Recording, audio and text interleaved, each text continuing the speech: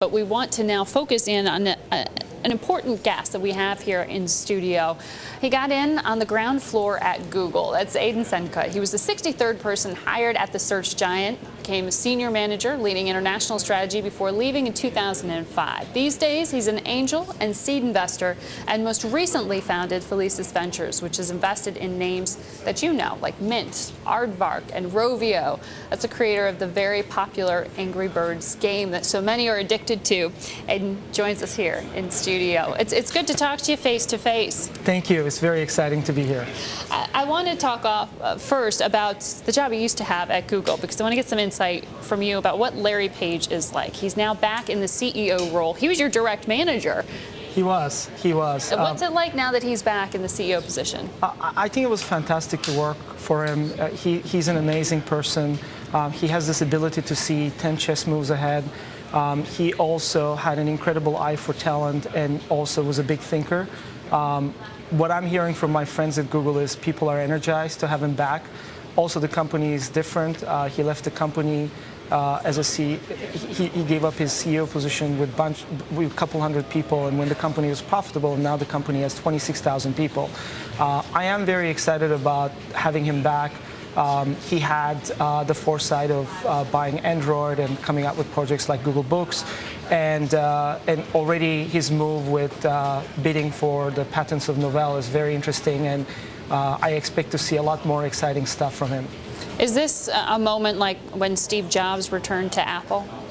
Well, I think there are some differences. Google is in a great financial position.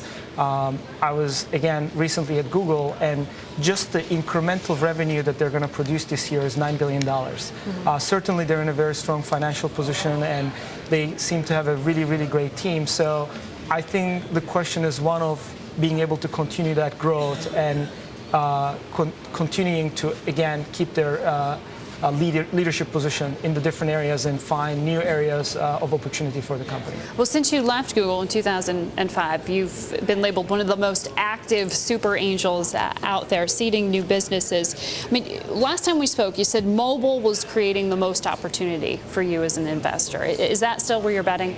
Yes, it's one of the key areas we're betting, and so we're very excited to be part of Rovio, Angry Birds. Very excited about that because we believe mobile gaming is a very big area. Two additional ones that I can mention, healthcare. We're involved in an electronic health record company called Practice Fusion, which recently announced a very big round, and they're the leading electronic health record platform now, #1 in the country. And education. I think education is going to be one area that you're going to be hearing and seeing in the news quite a bit. We're in a company called Inkling, which is redefining textbooks, and very excited to be part of that story. And that's the move to using computers instead of textbooks, essentially? Correct. Computers and mobile devices like iPad, which I believe it's kind of fundamentally changing and will have a big impact on how education is practiced. When it comes to the one that, the guilty pleasure of so many, Angry Birds and Rovio, what's the plan there? This is, I think it's one of the fastest growing mobile gaming companies out there. Is the move to, raise all the investment dollars they just did, millions of dollars, are you building sort of a Mario Brothers platform out of this into movies and the like? Yeah, I was blown away. I mean, ever since I worked at Google, I have not seen a company with this much brand recognition, with essentially no marketing spend and amazing traction. I mean, it's staggering that even their new version, Angry Birds Rio, 10 million downloads in 10 days. They got into stuffed animals, 2 million stuffed animals in 3 months. Everything they touch seems to turn into gold these days. But I'm very excited about the company because they've been able to establish a brand from scratch and seem to have a very loyal and fast-growing following and many, many opportunities there. And what was interesting about this financing is they actually didn't need the money, but interesting for them to bring a few people, including, fortunately, us, that have had experience building billion-dollar companies. So they definitely have big dreams and big vision of what they want to make out of the company. I've been talking to a number of angel investors of late, and the word you hear, they steer away from bubble when it comes to valuation, but frothy people seem to be comfortable with. Is that how you would characterize valuations right now?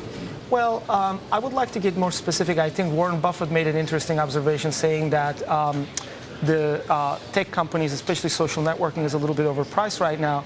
But I think deconstructing that a little bit, what you're seeing is that the value creation is getting compressed in time. Google took 6 years to get it to $1 billion. Groupon did it in 3 years. And because of this fast growth, I think almost every popular company is getting treated with very high multiples and high expectations. However, I think there are going to be fewer winners. It will be an interesting situation to watch, but I think these high expectations are not going to hold for all the companies in this space, and the winners will be truly big winners, and there will be some that I think will filter out. Some will filter out. That sounds gentle. I mean, is that how it ends, or when you say filter out versus pop?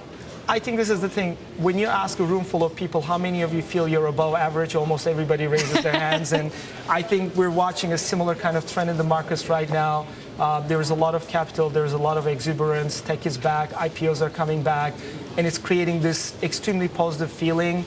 However, again, companies are based on fundamentals. The valuations are based on fundamentals. And if those fundamentals change even slightly because of the high assumptions, it's going to have a big impact on valuations. So, well, let me ask you, you invest in companies to help grow them. You've sold, I think, 11 companies to the Googles, the Microsofts, some of the biggest companies. It's actually 20 now. Wow, you've been productive. Yes. Since we last spoke.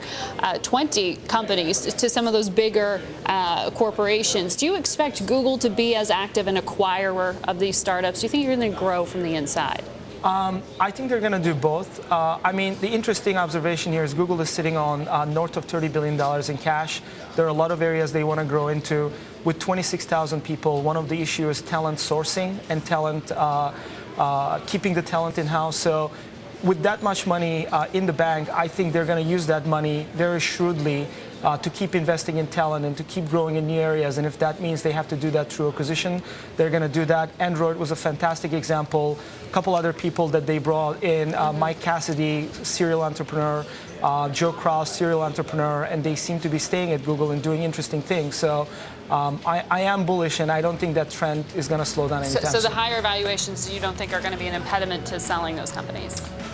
I don't think so. All right. Aydin, I'm so glad that we got to speak face to face. Thank you. Thanks for coming in.